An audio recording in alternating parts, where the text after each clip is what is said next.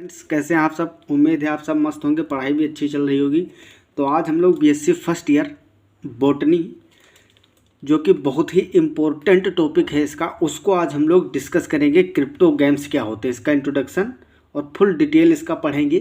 क्योंकि बॉटनी में आपको एल्गी पढ़ना रहता है, ठीक है। फंजाई को भी इसी में इंक्लूड किया गया है। ब्रायोफाइट्स हैं, टेरिडोफाइट है, जिम्नोस्पर्म है, एंजियोस्पर्म है, सब बॉटनी में पढ़ा जाता है। तो आखिर जब बॉटनी आप पढ़ रहे हो तो उसका क्लासिफिकेशन जो प्लांटों का है, कैसे एल्गी को कहाँ रखा गया है, किस बेस पे रखा गया है, फंजाई को इसी तरह से जो ब्रायोफाइट्स हैं, टेरिडोफाइट्स हैं, उसमें भी जैसे लिवरवर्ट, मोसेस हैं, फर्न हैं, हाँ, और जिम्नोस्पर्म है।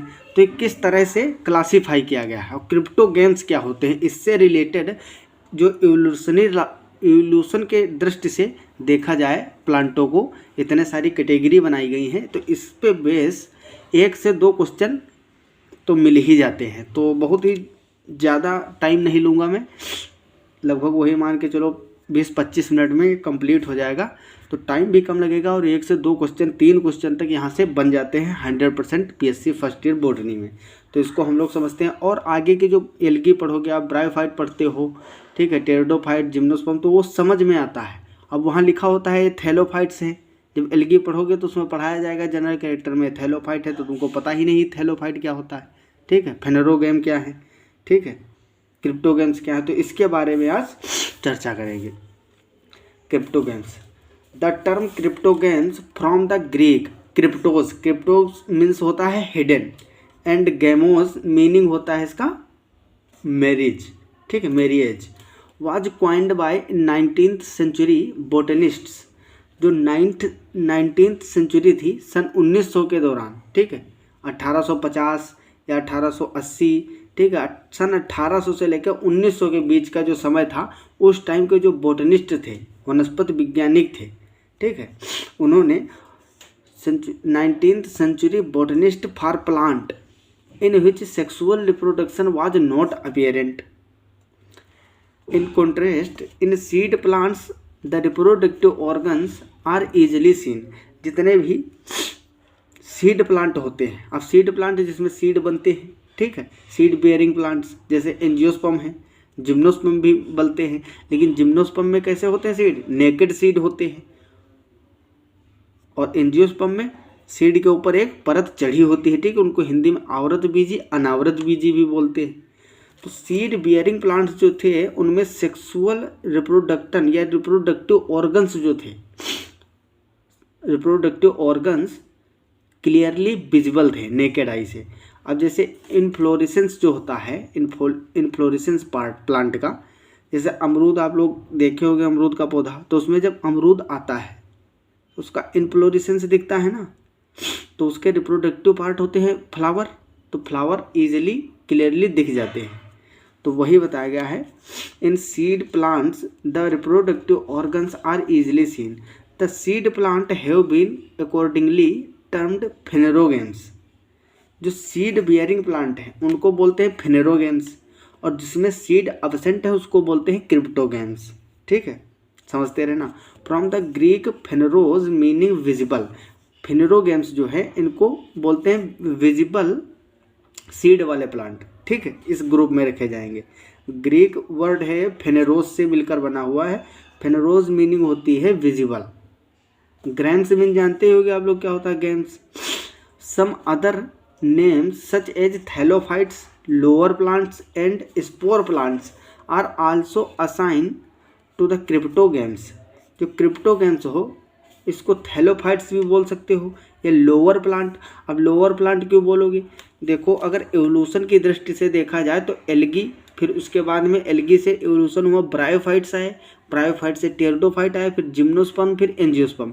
तो जिम्नोस्पर्म और एंजियोस्पर्म में सीड मिलता है, वो हाइयर प्लांट है जो आज के टाइम में इफेक्टिव हैं। एंजियोस्पर्म आज इफेक्टिव हैं। इसी तरह से जिस तरह से आज की डेट में मैक्सिमम प्लांट कौन से पाए जाते हैं, एंजियोस्पर्म, देन उसके बाद में आता है नंबर जिम्नोस्पर्म का। इसी तरह से कुछ साल पहले, बहुत साल पहले कभी एल्गी प्रभावी हुआ करते थे, इफेक्टिव प्लांट थे, उस टाइम पे बहुत ज़्यादा एल्गी थे जब ज़्यादा एवोल्यूशन नहीं हुआ था।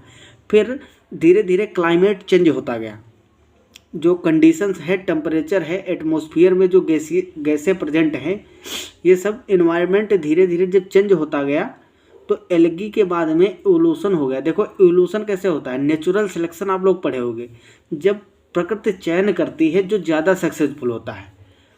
अब मान लो भी अचानक से क्लाइमेट पूरा चेंज हो जाए तो जो प्रजातियां हैं इस टाइम अवेलेबल उनमें कुछ मॉडिफिकेशन होंगे, उनके जो आगे की जनरेशन आएगी उनमें कुछ परिवर्तन हो जाएंगे, धीरे धीरे बहुत ज़्यादा परिवर्तन हो जाते हैं जिससे कि वो नई स्पीसीज के रूप में स्थापित हो जाती है। तो इसी तरह से जो एल्गी थे, तो जिस समय पे एल्गी प्रभावित थे, फिर उसके बाद में क्या हुआ, उसी समय क्लाइमेट में कुछ चेंजेस आए तो उससे अलग अलग स्पीसीज बनी। फिर अलग अलग स्पीसीज में और ज़्यादा वेरिएशन आते गए, फिर वो ब्रायोफाइट्स बन गए, ब्रायोफाइट्स जैसे दिखने लगे थोड़ा थोड़ा। देखो एल्गी क्या होते हैं, थैलोइड होते हैं, इनका स्ट्रक्चर, बॉडी स्ट्रक्चर थैलस के रूप में होता है। ये मिट्टी से जो चिपके हुए होते हैं, देखते कि ऐसे दिख रहा है, फ्लैट जो होते हैं उसको बोलते हैं थैलोइड। तो थैलस जैसा इनका स्ट्रक्चर था। फिर ब्रायोफाइट में भी लगभग थैलोइड ही रहा है, थोड़ा थोड़ा इरेक्ट हुआ है। अभी बताएंगे आपको कि थैलोइड से किस तरह से आज बड़े बड़े प्लांट खड़े हुए हैं जिसमें रूट वगैरह है। थैलोइड का मतलब ये होता है थैलोइड मीन्स होता है ट्रू स्टेम, ट्रू रूट और ट्रू लीव्स अब्सेंट होती हैं उसमें, ठीक है। जड़ें, तना और पत्तियां अनुपस्थित होती हैं, उसमें अब्सेंट होती हैं, जिसको बोलते हैं थैलोइड। उसमें एक थैलस होता है बस, उसमें क्लोरोफिल वगैरह प्रेजेंट होता है, फोटोसिंथेसिस करते हैं। नीचे राइजोइड होते हैं जो रूट जैसे काम करते हैं, लेकिन रूट नहीं होते हैं राइजोइड, वो मिनरल और वाटर एब्जॉर्प्शन करते हैं मिट्टी से। तो इस तरह से थैलोइड के बाद में ब्रायोफाइट आए। फिर कुछ ब्रायोफाइट में थोड़ा थोड़ा इवोल्यूशन इतना ज़्यादा हो गया था, इतना इवोल्व हो गए थे कि वो थैलोइड स्ट्रक्चर के साथ साथ उसमें एरियल सिस्टम भी बनने लगा था, ऊपर इरेक्ट भी होने लगे थे, ठीक है। इसके बाद में टेरिडोफाइट आए, तो टेरिडोफाइट में क्या हुआ, थोड़ा बड़े बड़े प्लांट बनने लगे, थैलोइड से पूरा इरेक्ट सिस्टम बन गया, ठीक है।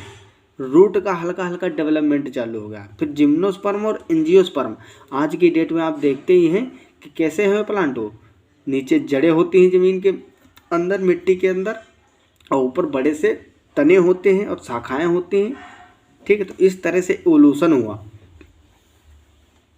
तो जो क्रिप्टोगैम्स होते हैं इसमें थैलोफाइट्स आते हैं। थैलोफाइट्स मीन्स जिसमें true root, true stem, true leaves absent होती हैं, और उनको लोअर प्लांट भी बोल सकते हो। लोअर प्लांट जो कि प्रिमिटिव टाइप के थे, जिसमें ज़्यादा वेस्कुलर सिलेंडर वगैरह, वेस्कुलर बंडल जो जाइलम फ्लोएम है ये डेवलप नहीं हुए थे। एंड स्पोर प्लांट, इस तरह से कैटेगरी बना सकते हैं। स्पोर प्लांट मीन्स जिसमें जाइगोट का या एम्ब्रियो का फॉर्मेशन होने लगा था, ठीक है, टेरिडोफाइट से। Are also assign to the cryptogams. Lower plant, these plants make up of around 84% of the world botanical diversity. ये जो प्लांट है थैलोफाइट्स, ये पूरे एटमॉस्फेयर में, पूरे ब्रह्मांड में बात किया जाए तो 84% बोटेनिकल डाइवर्सिटी बनाते हैं, वानस्पतिक विविधता दर्शाते हैं। Algae, lichen, mosses and fern are the best non cryptogams. अब देखो इसमें एल्गी जो होते हैं, लाइकेन है, मॉस हैं। मॉस क्या होते हैं, मॉस और फर, लिवरवर्ट, मॉस, फर्न, ये सब ब्रायोफाइट, टेरिडोफाइट हैं, ठीक है। फर्न क्या है, टेरिडोफाइट होते हैं। मॉस और लिवरवर्ट ये क्या होते हैं, मॉस और लिवरवर्ट ये होते हैं ब्रायोफाइट्स। तो ये सभी थैलोइड स्ट्रक्चर हैं, ठीक है। तो इनको क्रिप्टोगैम्स में हम लोग पढ़ते हैं। तो अगर पूछा जाए एग्जाम्पल, जैसे ऑब्जेक्टिव में पूछ सकता है 4-5 एग्जाम्पल, 4 एग्जाम्पल देगा, उसमें पूछेगा कौन सा क्रिप्टोगैम है, लाइकेन होगा उसी में जिम्नोस्पर्म कर देगा, एंजियोस्पर्म कर देगा, या एग्जाम्पल सीधे स्पीसीज पूछ सकता है। अब उसमें एग्जाम्पल में स्पीसीज का नाम दे दिया, लिख दिया क्लेडोफोरा, और एक ब्रायोफाइट का नाम लिख दिया उसी में, रिक्सिया मार्केंसिया का कुछ, ठीक है, इस तरह से। या उसी में जिम्नोस्पर्म, जैसे कि आप लोग पढ़े हुए साइकस और पाइनस नहीं पढ़े हो तो आगे पढ़ोगे, तो इस तरह से उसमें से सिलेक्ट करना होगा कौन सा क्रिप्टोगैम है। तो यहाँ से क्वेश्चन 100% 1-2 तो आते ही हैं। तो लाइकेन, एल्गी, मोसेस, फर्न, ये सब क्रिप्टोगेम्स हैं थैलॉइड स्ट्रक्चर वाले। The group also includes non photosynthetic organisms traditionally classified as plants such as fungi and bacteria. अब क्रिप्टोगेम्स में कुछ ऐसे भी रखे गए हैं ऑर्गेनिज्म जो नॉन फोटोसिंथेटिक हैं, जैसे फंजाई और बैक्टीरिया। ये अभी हाल ही में ज्वाइन किए गए हैं क्रिप्टोगेम्स में। पहले हम लोग क्रिप्टोगेम्स में एल्गी, लाइकेन, मॉस और फर्न को कंसीडर करते थे। अब फंजाई और बैक्टीरिया भी इसी में रख दिए गए हैं।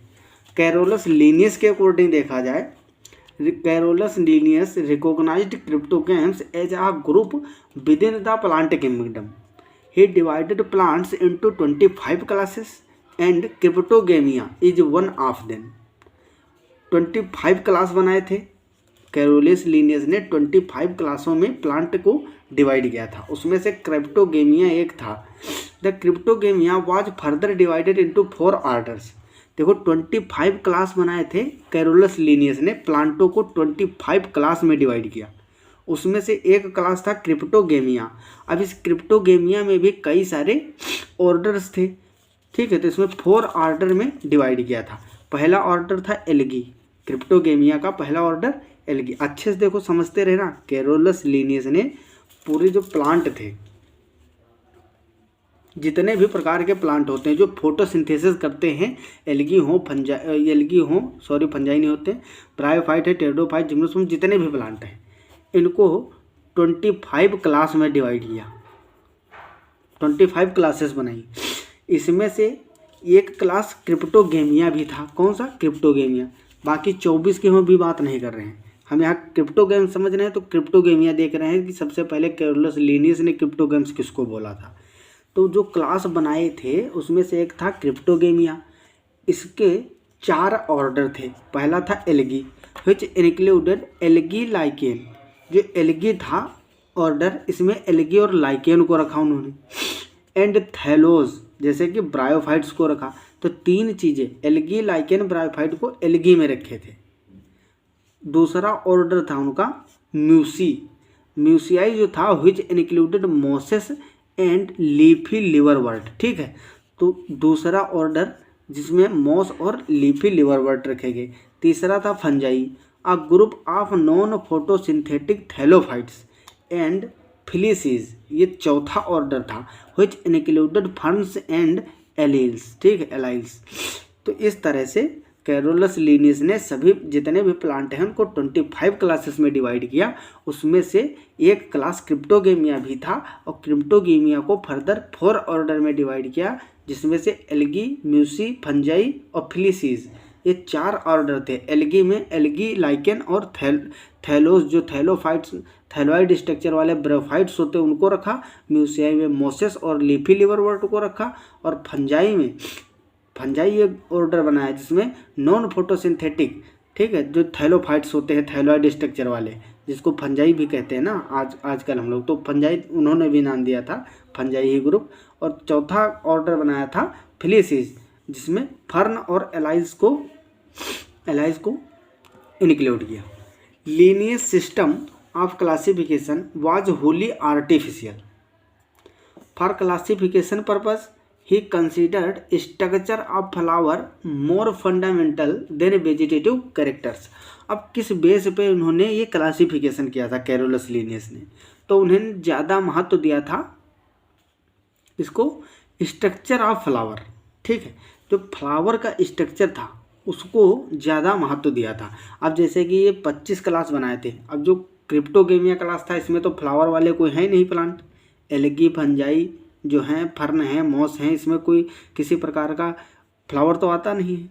लेकिन और जो 24 क्लास थे उसमें ऐसे भी कुछ क्लास थे जिसमें फ्लावर वाले प्रेजेंट होंगे प्लांट। तो उनको किस बेस पे अलग किया था, किस बेस पे क्लासीफाई किया था? Structure of flower more fundamental than vegetative structure, vegetative structure को कम देखा था, इसीलिए इनका क्लासिफिकेशन आगे चल के फेल भी होता है, क्योंकि वेजिटेटिव स्ट्रक्चर बिना देखे आप प्लांट को इस तरह से क्लासीफाई नहीं कर सकते हो। He grouped plant on the basis of number of stamen.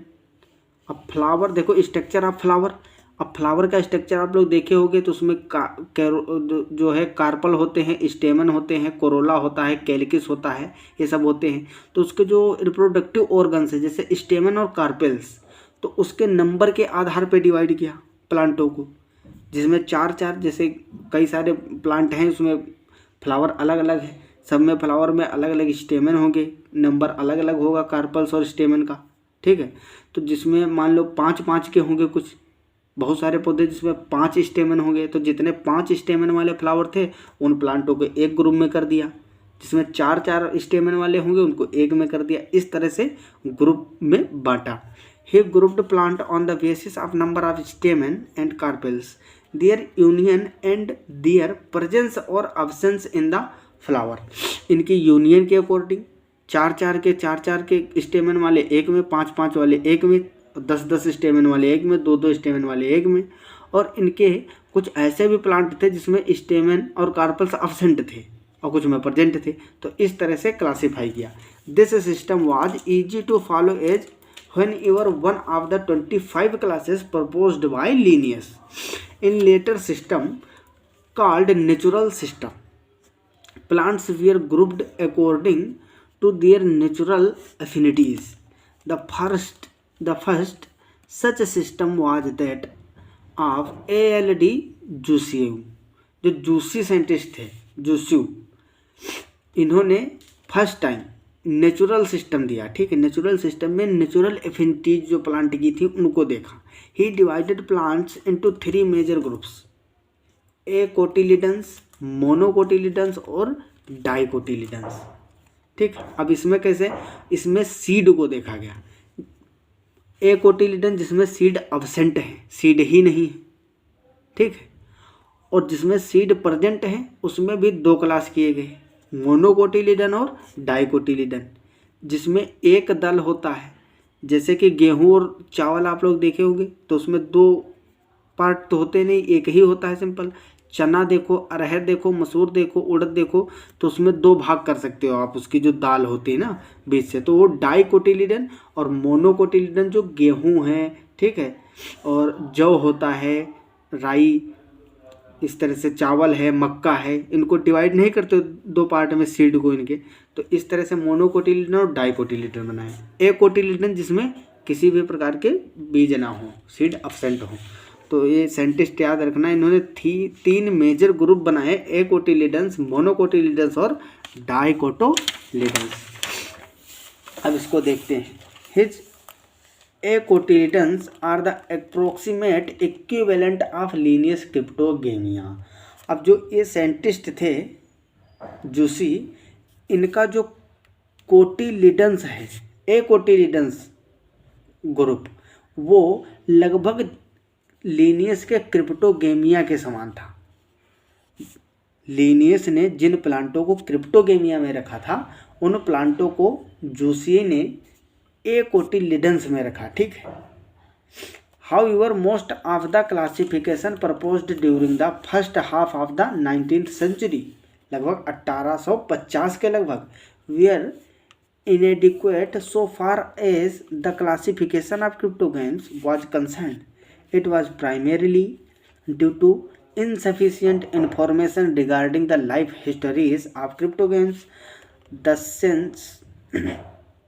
schemes, however, changed after the publication of German botanist Wilhelm Hofmeister. ये बहुत ही इम्पोर्टेंट हैं साइंटिस्ट, इन्होंने ही अल्टरनेशन ऑफ जनरेशन दिया था, हॉफमिस्टर ने, विलियम हॉफमिस्टर। विलियम हॉफमिस्टर एक German botanist थे। Work in 1851 he studied the life cycle of a number of different groups of vascular cryptogams and Moses. इन्होंने क्या किया, ये 1851 के लगभग जर्मन बोटनिस्ट विलियम हॉफमिस्टर ने बहुत सारे मॉस और क्रिप्टोगेम्स में जो प्लांट आते हैं, वेस्कुलर प्लांट, जिसमें जाइलम और फ्लोएम थोड़ा थोड़ा डेवलप होने लगे थे, उनकी लाइफ साइकिल को स्टडी किया, ठीक है, लाइफ साइकिल का स्टडी किया। फिर बताया उन्होंने, although Hofmeister did not fully understand the process of gametic union and meiosis, but he knew that sperm stimulates the egg to develop into the new sporophyte. Thus the concept of alternation of gametophytic and sporophytic generation was given by Hofmeister. अब यहाँ से सीधा question पूछेगा, यहाँ से question उठेगा कि alternation of gametophytic and sporophytic generation was given by, तो आंसर होगा हॉफमिस्टर, इसको याद रखना। About the same time phycologist and mycologist, phycologist means जो एल्गी पे स्टडी करते हैं, एक्सपेरिमेंट करते हैं, माइकोलॉजिस्ट जो फंजाई पे एक्सपेरिमेंट करते हैं, brought out the distinctive features of algae and fungi by studying their life cycles. अब इसी टाइम पे अलग अलग कुछ फाइकोलॉजिस्ट और माइकोलॉजिस्ट एल्गी और फंजाई पे अलग अलग उनके लाइफ साइकिल की स्टडी कर रहे थे। The approach to taxonomy changed significantly with the publication of Darwin's theory of evolution in 1859। अब इसी में 1859, देखो उसी समय की बात है जब डार्विन आए थे, उसी समय ये सब क्लासिफिकेशन किया जा रहा था। अब तो सब पहले से क्लासिफाइड है, उसको हम लोग पढ़ रहे हैं। सोचो कितनी प्रॉब्लम हुई होगी उन लोगों को, साइंटिस्टों को, जब क्लासीफाई किए होंगे। तो डार्विन ने अपनी थियरी दी, नेचुरल सिलेक्शन वाली हुई। The system of this period are based on phylogeny.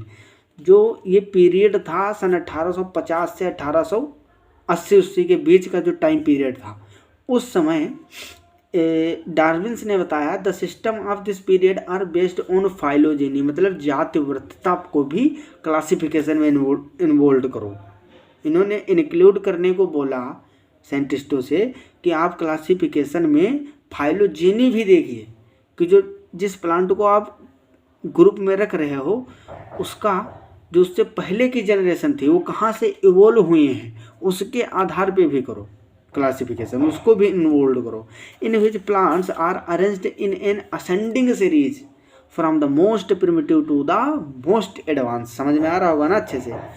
Phylogeny के अकॉर्डिंग जब आप देखोगे तो आपके पूर्वज, फिर उनके पूर्वज, फिर उनके पूर्वज, आप जैसे आपके पापा, फिर आपके पापा के पापा, फिर उनके पापा के पापा, उनके पापा के पापा, इस तरह से करते करते जाओगे तो जितने भी आज इंसान हैं धरती पे, ये सब एक ही कोई व्यक्ति से इवोल्व हुए हैं। और वो जो व्यक्ति होगा वो कहाँ से आया है? मंकी से आया है, सबको पता होगा ना। तो इस तरह से फाइलोजेनी को इंक्लूड करने को इन्होंने बोला। जब फाइलोजेनी को इंक्लूड करते हैं तब ये क्लासिफिकेशन ऐसा बनता है जिसमें एक सीरीज बन जाती है, ठीक है। In which plants are arranged in ascending series from the most primitive to the most advance. Most primitive algae, most advance angiosperm. तो एल्गी से लेके एल्गी, फिर फंजाई, ब्रायोफाइट, टेरिडोफाइट, ठीक है। और ब्रायोफाइट में मोसेस लिवरवर्ट, टेरिडोफाइट में फंस, ठीक है। फिर जिम्नोस्पर्म, फिर जिम्नोस्पर्म के बाद में एंजियोस्पर्म, उनमें भी मोनोकोटिलिडन और डाइकोटिलिडन। तो इस तरह से एक सीरीज बन जाती है based on the doctrine of evolution. A.W. इचलर। अब A.W. इचलर या Isler 1886 proposed a classification in which he divided entire plant kingdom into cryptogames and phanerogames। अब बहुत इंपॉर्टेंट पार्ट आ चुका है, ठीक है। वैसे तो आज का टॉपिक ही पूरा इंपॉर्टेंट है। अगर आपको बॉटनी आगे समझना है तो इसको सबसे पहले आपको पढ़ना ही पड़ेगा। अब दूसरे साइंटिस्ट आए A.W. इसलर। इन्होंने 1886 में लगभग प्रपोज किया था अपनी थियरी। उसमें इन्होंने बताया कि जितने भी प्लांट हैं, पूरे प्लांट किंगडम को दो पार्ट में डिवाइड किया, क्रिप्टोगेम और फेनेरोगेम में। क्रिप्टोगेमी या फेनेरोगेमी भी बोलते हैं इसको। तो क्रिप्टोगेमी और फेनेरोगेमी में डिवाइड किया प्लांटों को। क्रिप्टोगेमी जो फ्लावर लेस होते हैं, इससे पहले मैंने आपको बता दिया है, जिसमें सीड और फ्लावर एब्सेंट है। ये बताया था कि सीड एब्सेंट होते हैं, तो सीड उसी में एब्सेंट होंगे जिसमें फ्लावर एब्सेंट होंगे। दूसरा है फेनेरोगेमी। अब प्लांट किंगडम को दो जगह डिवाइड किया, क्रिप्टोगेमी और फेनेरोगेमी। क्रिप्टोगेमी में फर्स्ट डिवीजन था थैलोफाइटा। अब क्रिप्टोगेमी में भी बहुत सारे डिवीजन किए गए, थैलोफाइटा, ब्रायोफाइटा, टेरिडोफाइटा। अब थैलोफाइटा में दो क्लास हैं, एल्गियो फंजाई, ठीक है। क्रिप्टोगेमी में पहला थैलोफाइटा डिवीजन है जिसमें दो क्लास है, एल्गी फंजाई। दूसरा जो क्लास डिवीजन है ब्रायोफाइटा, तीसरा डिवीजन टेरिडोफाइटा। अब बात करते हैं फेनेरोगेमी, जिसमें फ्लावर और सीड प्रेजेंट है। इसमें 2 डिवीजन किए गए, पहला जिम्नोस्पर्म, दूसरा एंजियोस्पर्म। जिम्नोस्पर्म में कोई क्लास नहीं किया गया, एंजियोस्पर्म में 2 क्लास किए गए, मोनोकोटिली और डाइकोटिली। अब देखते हैं हम पहले थैलोफाइटा के बारे में, ठीक। सबसे पहले जिसमें एल्गी फंजाई है। The thallophyta have a plant body that is not clearly differentiated into root, stem and leaves. आपको पहले ही बताए थे, जो कि रूट, स्टेम और लीव्स में क्लियरली डिफरेंशिएटेड नहीं होते हैं, केवल थैलोइड स्ट्रक्चर होता है, उनको थैलोफाइटा बोलते हैं, जैसे एल्गी और fungi. They lack water conducting tissue and their sex organs are one celled. ये जो थैलोफाइटा के मेंबर, अब कैरेक्टर हैं सब थैलोफाइटा के, यहाँ से पूछेगा सीधे। जो थैलोफाइटा होते हैं इनमें वाटर कंडक्टिंग टिश्यू अब्सेंट होते हैं। They lack water conducting tissue and their sex organs are one celled. इनके जो सेक्स ऑर्गन होते हैं, ठीक है, आपको पढ़ाएंगे आगे, एंथेरिडियम, आर्किगोनियम, ठीक है, सब इनके सेक्स ऑर्गन्स हैं। तो ये कैसे होते हैं? वन सेल्ड होते हैं, यूनिसेलुलर। और वह मल्टी सेलुलर, कुछ में हो सकते हैं मल्टी सेलुलर भी, जैसे कि ब्राउन एल्गी जो भूरे शैवाल होते हैं, थियोफाइसी, as in certain brown algae में मल्टी सेलुलर हो सकते हैं। They do not have the gametes surrounded by a layer of sterile cells. Basis above characters, zygote of thallophytes never develops into multicellular embryo while still within the female sex organs. The thallophytes include the algae and the fungi. Thallophytes में algae और fungi को include किया गया। The algae have the chlorophyll pigment and make their own food by photosynthetic process. इसमें chlorophyll present होता है, आपको पता ही होगा algae में, जो कि वो photosynthesis थ्रू autotroph होते हैं ना, photosynthesis के थ्रू फूड का फॉर्मेशन करते हैं। Although all algae essentially contains chlorophyll A pigment, but in some forms the green color of chlorophyll pigment is made by other pigments. For example, in Phaeophyceae जो brown algae हैं, अब brown pigment fucoxanthin present होता है, जो कि brown colour का होता है। अब एल्गी में भी जैसे Phaeophyceae है, ब्राउन एल्गी है, तो इसमें ब्राउन पिगमेंट ब्राउन कलर कैसे होता है? ये जो क्लोरोफिल ए है तो सब में प्रेजेंट है, जितने भी क्लास हैं एल्गी के, तो ये तो सब में प्रेजेंट, मतलब सब हरे होने चाहिए। लेकिन जो Phaeophyceae होता है इसमें काफ़ी मात्रा में फ्यूकोजेंथिन प्रेजेंट होता है, जो कि कैसा होता है? ब्राउन कलर का, तो एल्गी ब्राउन कलर की हो जाती है। एंड इन रोडोफाइसी जो रेल एल्गा है, इसमें कौन सा पिगमेंट होता है? आर फाइकोइरिथ्रिन, ये रेड कलर का होता है। तो जब ये रेड कलर का होता है तो एल्गी कैसी हो जाएगी? रेड कलर की। Makes the green colour of this chlorophyll. Most algae are aquatic. अब एल्गी देखो, थैलोफाइट की बात कर रहे हैं तो उसमें एल्गी और फंजाई हैं थैलोफाइट में, तो उसके बारे में थोड़ा डिटेल कर लेते हैं।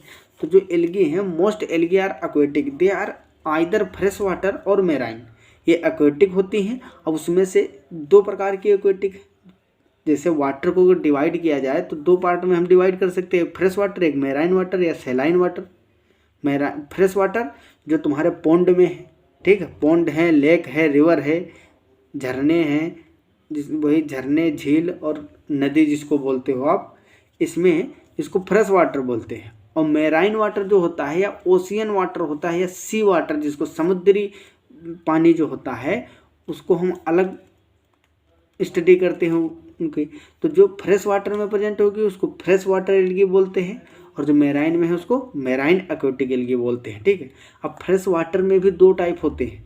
फ्रेश वाटर जैसे कि रिवर और पॉन्ड दोनों फ्रेश वाटर हैं, लेकिन पॉन्ड में जो वाटर है वो स्थिर रहता है, उसमें बहता नहीं है, फ्लोट नहीं करता।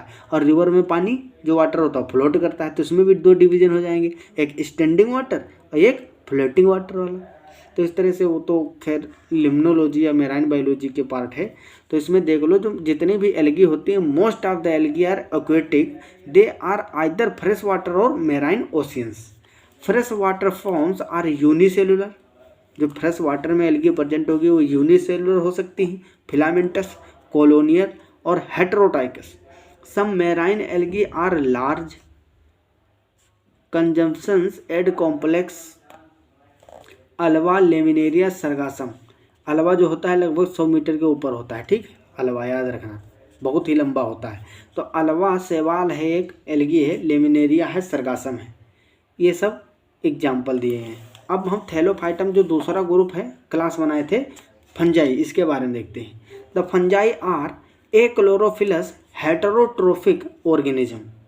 ए क्लोरोफिलस या नॉन क्लोरोफिलस या नॉन फोटोसिंथेटिक बोलते हैं फंजाई को। इसमें क्लोरोफिल अब्सेंट होता है और ये हेटेरोट्रोफिक होते हैं, मीन्स ये ऑटोट्रोफिक नहीं है। जो फोटोसिंथेसिस करेंगे जिनमें क्लोरोफिल प्रेजेंट होगा वही ऑटोट्रोफ होंगे। इनमें क्लोरोफिल अब्सेंट है मतलब ये नॉन फोटोसिंथेटिक मतलब ये हेटेरोट्रोफिक है। ये अपना फूड सिंथेसिस खुद नहीं कर सकते हैं, दूसरों पर निर्भर हैं। ठीक है, इसमें कुछ मिक्सोट्रोफिक भी होते हैं। तो ये कैसे होते हैं? Heterotrophic organism. The group include moulds, इसमें मोल्ड आएंगे, मिल्ड्यूस, मशरूम जिसको हम लोग खाते हैं, and other similar organisms. The thallus of fungi mostly consist of microscopic tubular filament called hyphae. इसका जो बॉडी स्ट्रक्चर होता है, जो थैलस होता है, उसमें हाइफी होते हैं। ट्यूबुलर मतलब ट्यूब लाइक स्ट्रक्चर होंगे, ठीक है, फिलामेंट्स होंगे जिसको हाइफी कहते हैं।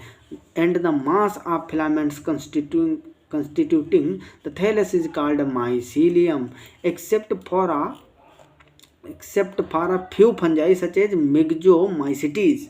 All have a distinct cell wall of chitin and cellulose. जो मिक्सोमाइसिटीज है इसको छोड़ के जितने भी फंजाई के ग्रुप हैं, जितने भी फंगस हैं, सब में सेल वाल काइटिन और सेलुलोज की बनी हुई सेल वाल पाई जाती है।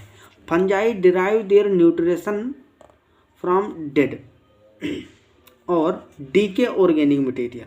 ये जो फंजाई हैं ये मोस्टली हेटेरोट्रोफिक तो 100% होते ही हैं। इसमें से भी कुछ ऐसे होते हैं जो डेड ऑर्गेनिक मटेरियल से न्यूट्रिशन लेते हैं और कुछ डीके ऑर्गेनिक मटेरियल, ठीक है, कॉल्ड सेप्रोफाइट्स, जो डीके करते हैं। और लिविंग होस्ट सेल्स, जैसे ये पैरासाइट के जैसे रह सकते हैं, उनको पैरासाइट कहते हैं। ठीक है, बहुत सारे फंगस है ना, तो डिजीज़ कोज करते हैं प्लांट में। मैक्सिमम प्लांट डिजीज़ फंगस से ही कोज होते हैं। आपको फंजाई जब पढ़ाएंगे तो उसमें बताएंगे। रस्ट पढ़ेंगे, रस्ट डिजीज़, स्मट डिजीज़, ठीक है, पाउडरी मिल्ड्यू, डाउनी मिल्ड्यू, लोज स्मट, कवर्ड स्मट, ठीक है, और black rust, white rust of crucifer, white rust of mustard कौन कोज करता है, जिसको सिस्टोपस कैंडिडस बोलते हैं, एल्बिगो कैंडिडा बोलते हैं। ये सब स्पीसीज से डिजीज़ कॉज होता है। तो ये जो फंजाई हैं ये कितने कितने तरीके के हो सकते हैं, या तो डेड ऑर्गेनिक मटेरियल या डीके ऑर्गेनिक मटेरियल से न्यूट्रिशन लेंगे, उनको सेप्रोफाइट बोलेंगे। कुछ फंजाई होंगे जो पैरासाइट के जैसे रहेंगे, वो क्या करेंगे, लिविंग होस्ट सेल में रहेंगे। A few fungi form mutually beneficial partnership with certain algae, जैसे लाइकेन। इसको सिम्बायोटिक एसोसिएशन भी बोल सकते हैं। ये ऐसा सुनहरा एसोसिएशन है कि जब लाइकेन को हम देखते हैं, आप कभी देखने को मिलेगा तो देखेंगे, तो लाइकेन को देख के ऐसा नहीं लगता है कि इस एक लाइकेन में दो जीव हैं। एक पौधे, एक प्लांट, एक लाइकेन के अंदर दो जीव रहते हैं, एक एल्गी रहता है, एक फंजाई रहता है। ठीक है, तो बहुत ही सुनहरा दर्शन होता है। इसको जब आप देखोगे तो बहुत अच्छा लगेगा। लाइकेन और with the roots of certain trees, जैसे माइकोराइजा के साथ भी रह सकते हैं। तो फंजाई कितने कितने न्यूट्रिशन के आधार पर कितने प्रकार के हैं। सेप्रोफाइट जो डीके ऑर्गेनिक मटेरियल और डेड ऑर्गेनिक मटेरियल से न्यूट्रिशन लेते हैं। पैरासाइट जो किसी दूसरे ऑर्गेनिज्म के अंदर, उसके सेल्स के अंदर ग्रोथ करते हैं, उससे न्यूट्रिशन खींचते हैं। और कुछ ऐसे हो सकते हैं जो सिम्बायोटिक एसोसिएशन दिखाते हैं। उसमें से भी जो फंगस एल्गी के साथ एसोसिएशन दिखाएगा उसको बोलते हैं लाइकेन। और ऐसे फंगस जो हायर प्लांट होते हैं, ट्री होते हैं, उसके साथ एसोसिएशन दिखाता है, उसको बोलते हैं माइकोराइजा। अब जब आपको माइकोराइजा पढ़ाएंगे तो उसमें बताएंगे 2 टाइप के होते हैं, एंडोमाइकोराइजा और एक्टोमाइकोराइजा। और ऐसे ही एग्जाम्पल के लिए बता दूं आपको, जो पाइनस होता है, आप जिम्नोस्पर्म में पढ़ेंगे साइकस और पाइनस, तो पाइनस में पढ़ेंगे माइकोराइजा का फॉर्मेशन होता है। ठीक है, तो अगला है ब्रायोफाइट्स। अब देखो, अभी तक हम लोग जो साइंटिस्ट थे इसलर, इन्होंने प्लांट किंगडम को क्रिप्टोगेमिया और फिनोरोगेमी में डिवाइड किया। क्रिप्टोगेमी का फर्स्ट डिवीजन था थैलोफाइटा, जिसमें एल्गी फंजाई थे, इसको हम लोगों ने अच्छे से देख लिया। अब अगला डिवीजन है ब्रायोफाइटा। तो ब्रायोफाइटा को देखते हैं। Bryophytes are simpler and smaller embryophytes. यहाँ से एम्ब्रियो का धीरे धीरे फॉर्मेशन स्टार्ट हुआ था अब एम्ब्रियो कितना इंपॉर्टेंट है धीरे धीरे पढ़ते रहोगे, आपको लास्ट तक अच्छे समझ में आ जाएगा क्योंकि एम्ब्रियो कितना इंपॉर्टेंट है। Bryophytes are simpler and smaller embryophytes, they lack well developed conducting tissue, well developed conducting tissue इनमें absent थे। The life cycle of bryophytes have morphologically distinct gametophytic and sporophytic phase. अब first ऐसे ही ये plant थे, यही वो first plant हैं ब्रायोफाइट्स जिसमें गेमिटोफिटिक के साथ साथ स्पोरोफिटिक फेज डेवलप होने लगा था। स्पोरोफिटिक मतलब 2n स्टेज, और जहाँ पर गेमिटोफिटिक बोलेंगे उसका मतलब है n, ठीक है, 2n स्टेज और n स्टेज। ये हेप्लॉइड, जो हेप्लॉइड होंगे उनको गेमिटोफाइट बोलेंगे प्लांट बॉडी को। जिस प्लांट बॉडी में की सेल्स में जो क्रोमोसोम्स हैं वो डिप्लॉइड होंगे उसको बोलेंगे sporophytic phase. The gametophyte of bryophytes is more conspicuous. जो गेमिटोफाइट है ब्रायोफाइट में गेमिटोफाइट प्रभावी होता है। एल्गी में पूछा जाए, फंजाई में पूछा जाए कौन प्रभावी होता है, तो उसमें तो केवल गेमिटोफाइट ही होता है, स्पोरोफाइट होता ही नहीं है। होता भी है तो प्रभावी कौन होता है, गेमिटोफाइट। अब अगर ब्रायोफाइट की बात की जाए तो अभी भी ब्रायोफाइट में भी प्रभावी स्टेज, इफेक्टिव स्टेज कौन है, गेमिटोफिटिक। और टेरिडोफाइट से लेकर एंजियोस्पर्म तक ये उल्टा हो जाता है, उसमें इफेक्टिव स्टेज हो जाती है स्पोरोफाइट। तो ब्रायोफाइट तक याद रखोगे, इफेक्टिव स्टेज होती है गेमिटोफाइट, और ब्रायोफाइट के बाद के जितने हैं टेरिडोफाइट, जिम्नोस्पर्म, एंजियोस्पर्म, इनमें इफेक्टिव स्टेज जो होती है, प्रभावी अवस्था जो होती है वो स्पोरोफाइट होती है, ठीक है। ये जो ब्रायोफाइट हैं इसमें गेमिटोफाइट्स लॉन्ग लिव्ड होते हैं, ग्रीन होते हैं एंड इंडिपेंडेंट होते हैं, स्वतंत्र होते हैं। Where is the sporophyte is short lived, completely dependent upon the gametophyte.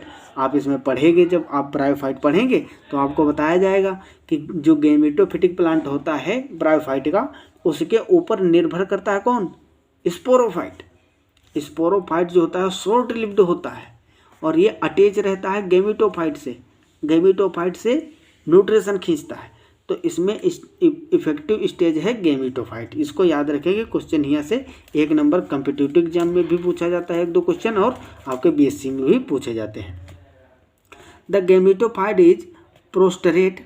अब इसका स्ट्रक्चर के बारे में देख लो, गेमिटोफाइट कैसे होते हैं, प्रोस्टेरेट होते हैं मतलब चिपके हुए, चपटी संरचना, एंड थाइलॉइड और erect and differentiated into axis मतलब stem and lateral appendages leaves. अब देखो धीरे धीरे यहाँ स्टेम और लीफ लाइक स्ट्रक्चर आने लगे हैं, लीफ और स्टेम और रूट लाइक स्ट्रक्चर आने लगे हैं। अभी रियल जो ट्रू रूट है, ट्रू स्टेम है, ट्रू लीफ है वो अब्सेंट है। They lack roots but possess rhizoids. समझ में आया, they lack roots but possess rhizoids which performs the function of roots। जो राइजोइड, इसमें रूट नहीं प्रेजेंट होती हैं, राइजोइड्स होते हैं जो कि रूट का फंक्शन परफॉर्म करते हैं। The reproductive structure are multi cellular. Algae में बताए थे आपको, जो रिप्रोडक्टिव ऑर्गन्स होते हैं, स्ट्रक्चर होते हैं, एंथ्रीडियम और ऑर्किगोनियम, वो कैसे होते थे, यूनिसेलुलर, वन सेल्ड। और यहाँ ब्रायोफाइट में आप आ गए हो, आप एल्गी और फंजाई के बाद में ब्रायोफाइट में आए हो, घुसे हो, तो यहाँ क्या है, यहाँ जो रिप्रोडक्टिव स्ट्रक्चर है वो कैसे हैं, मल्टी सेलुलर हैं and much more complicated then those of thallophytes. जो बाकी थैलोफाइट्स थे इससे पहले वाले, उनसे ज़्यादा डेवलप्ड हैं। The pteridophytes. अब देखो, अब हम लोग टेरिडोफाइट्स के बारे में पढ़ेंगे। इसको जो नहीं पढ़ के जाएगा उसको algae, fungi, bryophyte, pteridophyte, gymnosperm, angiosperm अच्छे से नहीं समझ में आएगा। तो आगे हम लोग डिटेल में पढ़ेंगे एल्गी को, फंजाई को, ब्रायोफाइट को, टेरिडोफाइट को। तो इसको पढ़ने से पहले एक बार इसको पढ़ लीजिए आप अच्छे से, थोड़ा थोड़ा नॉलेज हो जाएगा इन सब के बारे में। तो आगे जब स्पीसीज डिटेल में पढ़ेंगे तो समझ में आएगा। अब देखते हैं टेरिडोफाइट। देखो तीसरा क्रिप्टोगेमिया में तीसरा डिवीजन था टेरिडोफाइट, इससे पहले कवर कर लिए हम लोग 2। अब टेरिडोफाइट देखते हैं। जो टेरिडोफाइट्स होते हैं आल्सो कॉल्ड वेस्कुलर क्रिप्टोगेम्स। क्या, vascular cryptogams are those cryptogams that characteristically have a specialized conducting system. First ऐसे प्लांट थे टेरिडोफाइट्स जिसमें वेस्कुलर सिलेंडर या जाइलम और फ्लोएम एक टिश्यू सिस्टम का इवोल्यूशन हुआ था। इवोल्यूशन तो ब्रायोफाइट में हुआ था, लेकिन ज़्यादा डेवलप्ड किस में हुए थे? टेरिडोफाइट में। तो the pteridophytes are also called vesicular cryptogams are those cryptogams that characteristically have a specialized conducting system as compared to the gametophyte. The sporophyte of pteridophyte is always larger and dominant. इससे पहले आपको बताए थे कि bryophyte के बाद में जितने भी आएंगे टेरिडोफाइट, जिम्नोस्पर्म, एंजियोस्पर्म, उसमें स्पोरोफाइट डोमिनेंट फेज होगा। स्पोरोफाइट क्या करेगा? डोमिनेट करेगा गेमेटोफाइट पे और लार्ज होगा, शॉर्ट लिव्ड नहीं लॉन्ग लिव्ड होगा। इसमें जो गेमेटोफाइट है ये शॉर्ट लिव्ड होगा और स्पोरोफाइट पे क्या करेगा? स्पोरोफाइट पे डिपेंडेंट होगा। It is differentiated into root, stem and leaves. इसमें leaf like, root like, stem like word नहीं यूज हुआ है। इसमें सीधा जो प्लांट बॉडी होती है टेरिडोफाइट की, रूट, स्टेम और लीव्स में डिफरेंशिएट होती है। इसमें रूट डेवलप हो जाती है, स्टेम। अब देखो रूट स्टेम रियल बने कैसे। इससे पहले ब्रायोफाइट तक पढ़े तो थाइलॉइड स्ट्रक्चर था, उसमें कोई हार्डनेस थी ही नहीं। उनकी पत्तियां अगर खड़ी होती तो कैसे खड़ी होती? वो चिपकी ही रहती थी। क्यों? क्योंकि उसमें जाइलम और फ्लोएम थे ही नहीं। आज हम प्लांट बड़े बड़े देखते हैं, उसको प्लांट को बीच से काटोगे तो उसमें क्या होगा? जाइलम होगा, फ्लोएम होगा, जो कि हार्डनेस देते हैं प्लांट को। और इससे पहले ब्रायोफाइट से पहले जितने भी आते हैं, एल्गी हैं, फंजाई हैं, ब्रायोफाइट्स हैं, तो उसमें जाइलम फ्लोएम अब्सेंट थे, डेवलप ही नहीं हुए थे, तो उसको मजबूती कहाँ से मिलती? अब टेरिडोफाइट, इसमें वेस्कुलर क्रिप्टोगम्स बोला जाता है इसको। तो इसमें वेस्कुलर सिलेंडर या वेस्कुलर बंडल्स जो हैं, जाइलम और फ्लोएम, वो डेवलप हो चुके हैं, तो मजबूती आ गई पौधे में, तो वो खड़ा हो जाएगा। ठीक, अब नीचे पड़ा नहीं रहेगा मिट्टी पे। तो थाइलॉइड से इसका सिस्टम जो है इरेक्ट सिस्टम बन चुका है, प्लांट के जैसे बनने लगे हैं। The vascular tissue consist of xylem and phloem. The xylem is without vessels and phloem without sieve tubes. यहाँ से क्वेश्चन नीट में मिलेगा, जेम में मिलेगा। ठीक है, मतलब जितने भी एग्जाम आप दोगे कॉम्पिटिटिव, हर जगह ये क्वेश्चन तो पक्का मिलता ही है। ठीक है, इवन यहाँ बीएससी में तो मिलेगा ही आपको। The xylem is without vessels and phloem without sieve tubes. Pteridophyte में first time xylem phloem develop हुआ था, लेकिन इसका जो जाइलम था वो कैसा था? विदाउट वेसल्स, इसमें वेसल्स अब्सेंट थी। और जो फ्लोएम था इसमें टेरिडोफाइट में डेवलप हुआ था, वो विदाउट सीव ट्यूब था। ठीक है, सीव ट्यूब इसमें अब्सेंट थी। तो ये इंपॉर्टेंट, देखो मैं आपको सारे जितने भी इंपॉर्टेंट क्वेश्चन है जहाँ जहाँ सब नोट अंडरलाइन कर देता हूँ, बता देता हूँ कि यहाँ क्वेश्चन पूछा जाएगा, क्योंकि मुझे एक्सपीरियंस है, पहले से मैंने कई सारे एग्जाम दिए, तो मुझे पता है कि कहाँ से क्वेश्चन मैक्सिमम पूछे जाते हैं।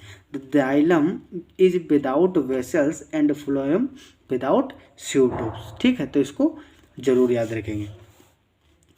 फर्स्ट टाइम टेरिडोफाइट्स में वेस्कुलर प्लांट का डेवलपमेंट हुआ। वेस्कुलर प्लांट जो थे टेरिडोफाइट ही थे, फर्स्ट वेस्कुलर प्लांट या first land plant, land vascular plant भी बोल सकते हो। ठीक है, तो इसके जाइलम में बेसल एब्सेंट थी और फ्लोएम में ट्यूब, सीव ट्यूब्स। अब आते हैं रॉबर्ट एच व्हिटेकर। जो रॉबर्ट या R.H. व्हिटेकर थे, जिन्होंने सन 1969 में क्लासिफिकेशन दिया था ऑर्गेनिज्म का। इन्होंने 5 किंगडम क्लासिफिकेशन दिया था। आप लोग 11th में पढ़े होंगे और 9th में भी पढ़े होंगे, याद होगा आपको, तो पता होगा। Monera, protista, fungi, plenty, animalia, 5 group बनाए थे। मोनेरा में जितने भी यूनिसेलुलर, मल्टीसेलुलर बैक्टीरिया थे, प्रोकैरियोट्स थे, उनको रखे थे। जितने भी प्रोकैरियोट्स थे उनको मोनेरा में रखा गया।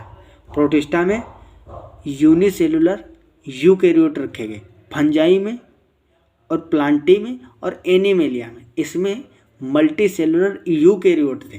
फंजाई में जो नॉन फोटोसिंथेटिक, ठीक है, और थाइलॉइड थे। और प्लांटी में जितने भी फोटोसिंथेटिक ऑर्गेनिज्म से सबको रख दिया गया, algae, bryophyte, pteridophyte, gymnosperm, angiosperm. Animalia में जितने भी एनिमल थे, जंतु थे, उनको रखा गया। ठीक है, तो R.H. Whittaker classified organism on the basis of complexity of cell structure. ये पॉइंट पूछता है सीधा, हाँ यहाँ से क्वेश्चन पूछेगा कि R.H. व्हिटेकर ने जो 5 किंगडम क्लासिफिकेशन दिया था वो किन कैरेक्टर पे बेस था। तो इसमें देखो ये कैरेक्टर मेन है, complexity of cell structure, cell structure की कॉम्प्लेक्सिटी देखा। अब देखो ये क्लासिफिकेशन अच्छा माना जाएगा। पहले क्लासिफाई जो पहले के बहुत पुराने प्रिमिटिव बात की जाए तो बहुत पुराने साइंटिस्ट थे, वो कैसे क्लासिफाई किए थे, बाहर से ऐसे देख लेते थे, एक बड़ा पौधा है एक छोटा है तो छोटे छोटे वाले को एक में कर दिए, बड़े बड़े वाले को एक में। आदमी को देखे एक काला है एक भूरा है तो भूरे वाले के एक में कह दिए, काले वाले के एक में कह दी। तो इससे हम लोग अच्छे से स्टडी नहीं कर पाते थे, बहुत दिक्कतें होती थी पढ़ने में इस क्लासिफिकेशन से।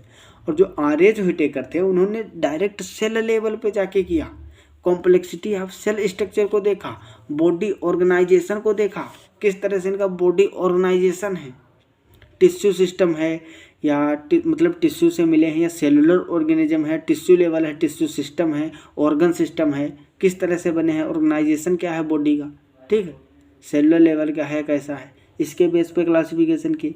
मोड ऑफ न्यूट्रिशन, ये फोटोसिंथेटिक है या जैसे फोटोसिंथेटिक या नॉन फोटोसिंथेटिक, उसमें भी जैसे फोटोसिंथेटिक में ऑटोट्रोप्स होते हैं, अब फोटोसिंथेटिक में भी जो ऑटोट्रोप्स हैं वो भी 2 प्रकार के होते हैं, फोटो ऑटोट्रोप्स और कीमो ऑटोट्रोप्स।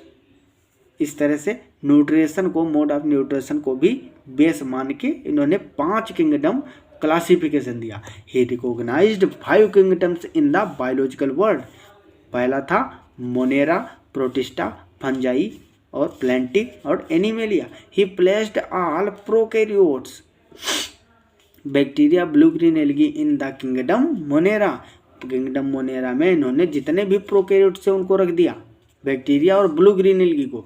और unicellular eukaryotes are included in the kingdom protista. जो किंगडम प्रोटिस्टा था इसमें इन्होंने यूनिसेलुलर यूकैरियोट्स को रखा। This kingdom includes protistans, algae जैसे dinoflagellates, diatoms etcetera, and euglenoids which show both plant like and animal like characteristic। और fungi, अब बात करते हैं फंजाई। जो प्रोटिस्टा था इसमें डाइनोफ्लैजिलेट, डाइटम्स थे, ठीक है, एक्लोरोफिलस और एनिमल लाइक जैसे कि कैरेक्टर और प्लांट लाइक कैरेक्टर रखने वाले यूग्लिनोइड, यूग्लिना में दोनों कैरेक्टर होते हैं ना, तो इनको भी प्रोटिस्टम रखा गया। ये यूनिसेलुलर यूकैरियोट थे। फिर आती है बात फंजाई की, किंगडम फंजाई तीसरा किंगडम था। इसमें chlorophyllous, spore bearing eukaryotic thallophytes रखे गए। Have been placed in a separate kingdom fungi. फिर है all multi cellular producer. All multi cellular producer मतलब प्रोड्यूसर कौन होते हैं, जिसमें क्लोरोफिल प्रेजेंट होता है और वो भी मल्टी सेलुलर होने चाहिए, उनको प्लांटी में रखा गया। जैसे include green filamentous and parenchymatous algae are placed in kingdom plantae. The 5th kingdom animalia includes all multi cellular consumers. Animalia में जितने भी देखो एनिमल्स हैं सब कंज्यूमर है ना, जितने प्लांट होते हैं वो प्रोड्यूसर होते हैं, वही तो फोटोसिंथेसिस करते हैं, प्रोड्यूसर होते हैं, और हम लोग कंज्यूमर हैं। फिर है though Whittaker system is more natural and indicates gradual evolution of early plants and animals, but one anomaly of the system is that the algae which form a single order of cryptogamy in early system have been assigned to 3 kingdoms: blue-green algae in kingdom Monera, eukaryotic unicellular algae in kingdom Protista, and multicellular algae in kingdom Plantae। तो algae में बहुत ज़्यादा variation होते हैं, तो इस तरह से वो सभी जगह प्रेजेंट है। मोनेरा में जो प्रोकैरियोटिक एल्गी थी जैसे ब्लू ग्रीन, और यूकैरियोटिक यूनिसेलुलर एल्गी जैसे यूग्लिना, इसको रख दिया गया प्रोटिस्टम, और मल्टी सेलुलर एल्गी जितनी भी थी वो प्लांटी में रखी गई। तो इस तरह से जितने भी क्रिप्टोगेम्स हैं आई होप आपको अच्छे से क्रिप्टो गेम्स समझ में आ गया होगा। अब ये क्वेश्चन उठ रहा होगा सर आप फेनरो गेम्स नहीं पढ़ा है। तो पहले हम लोग आज पढ़ने जा रहे थे क्या, क्रिप्टो गेम्स की एक क्लास थी, तो इसमें क्रिप्टो गेम को हम लोग देख लिए हैं और एक ब्रॉड मतलब ब्रीफ आउटलाइन बन गई होगी आपकी कि प्लांट को आखिर किस तरह से क्लासिफाई किया गया है। और प्लांट आगे जो आपको बीएससी फर्स्ट ईयर में एल्गी, ब्रायोफाइट और फंजाई, जिम्नोस्पर्म पढ़ना है, टेरिडोफाइट को पढ़ना है, तो इसकी आउटलाइन बन गई होगी, एक माइंडसेट बन गया होगा। अब आपको जब algae, fungi, bryophyte, pteridophyte, gymnosperm पढ़ना होगा तो आपको ये नहीं लगेगा कि ये कुछ नया है, ठीक है। तो यहाँ से अच्छे से समझ में आ जाएगा। अब बात आती है फेनरो गेम्स की, तो सॉरी जिम्नोस्पर्म फेनरो गेम्स में पढ़ना। तो फेनरो गेम्स हम तब पढ़ेंगे जब जिम्नोस्पर्म को स्टार्ट होगा। तो अभी इसको आप लोग अच्छे से समझ लिए होंगे। हमारा और आपका प्यारा सा चैनल, क्यूट सा चैनल है बीएससी वर्ल्ड अमर सिंह। आप लोग अभी तक अगर सब्सक्राइब नहीं किए हैं तो जल्दी से कर दीजिए, बेल आइकन को भी प्रेस कर दीजिए। और अगर कोई भी क्वेरी है तो आप लोग कमेंट कर सकते हो। मिलते हैं अगली क्लास में, अच्छे से पढ़ाई करते रहिए फुल कंसंट्रेशन और फोकस के साथ। मिलते हैं अगली क्लास में, ओके। तब तक के लिए okay bye, all the very best.